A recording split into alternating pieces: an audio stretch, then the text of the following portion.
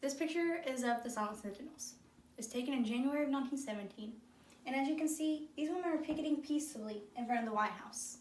They have their signs, and they just stand there for hours on end, silently, hence how they got their name. They were practicing their First Amendment right, the right to peacefully assemble. These women were getting arrested for petty charges, but after a day, they would be let out, and they just go right back to where they started. They go right back in front of the White House. That all changed in April of 1917 when America joined World War I.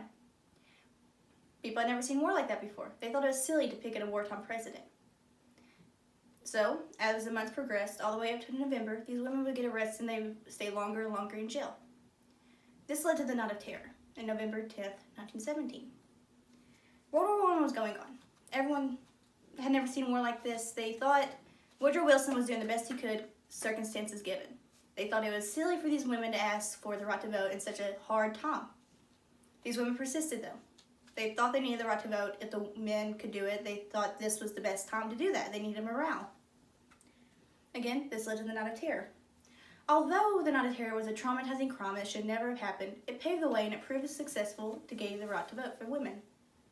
On November 10th, 1917, 33 affluent, wealthy women were sent to jail. Alice Paul, their leader, had been sent to jail months prior, and she was still there, awaiting them. They were sent to jail because they were obstructing traffic, but if you look at this photograph, you can see that they're standing on the sidewalk quite clearly. The true reason they were sent to jail is because they were protesting Woodrow Wilson.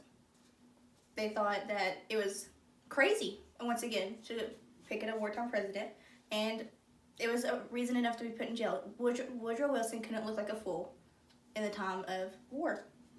Getting arrested was just the beginning of the atrocities for these women. They were sent to Occoquan prison, where they arrived on November 14th, 1917. And it was horrible. It was one of the worst experiences of their life.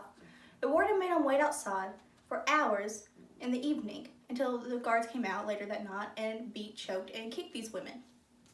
Doris Lewis was thrown forcefully into her cell and hit her head on her metal bed frame. She was knocked unconscious and bleeding from the head.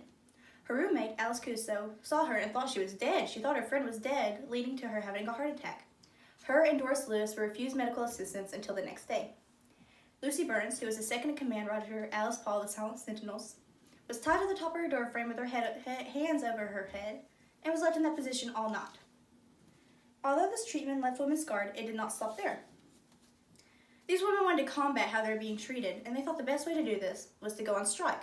Hunger strikes, to be more specific. Alice Paul, the leader, had learned this method from when she went to England and saw the suffragettes doing it. They would not eat for days. They had very simple commands. They thought if we could get light, some time outside, some fresh air, we'll stop these hunger strikes. But that did not go over so well. These women that were on hunger strike, they would be tied to a chair and force-fed through a tube. From there, they would puke it all up. They go dizzy, they black out, they would choke. If they did that, it just started all over again. And this would happen several times throughout a prison day. This led to an outcry from the media. The media got attention because, it's a horrible event. Everyone knew about it. Letters of support would pour in for these women, but the guards would only let them see letters where people were hateful, telling them to give up on their cause. Alice Paul wrote letters on the back of these hateful messages and would smuggle them out for the media to know. And everyone was outraged. They didn't understand why the people would do this to these women. The media reporting on this event led the government to maybe reconsider why they were locking these women up in the first place. So the women were let out. Alice Paul was let out first, since she had been in there the longest. When she was let out, she made a statement about her time in Occoquan. She relived the horror, she told everyone about it, and this quote pulled from that speech: "We were put out of jail the same way we were put in, on the whim of the government," really struck a nerve, because that's why they were put in jail. They weren't obstructing traffic. They were upsetting the government. The same judge that put them in Occoquan took them out.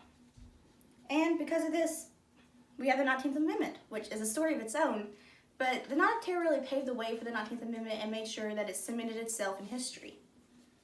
In conclusion, this incident helped bring even more attention to the cause, and even though it should have never have happened, it's a horrible, slept-on moment in history and time, the Silent Sentinels helped pave the way for the women to gain the right to vote.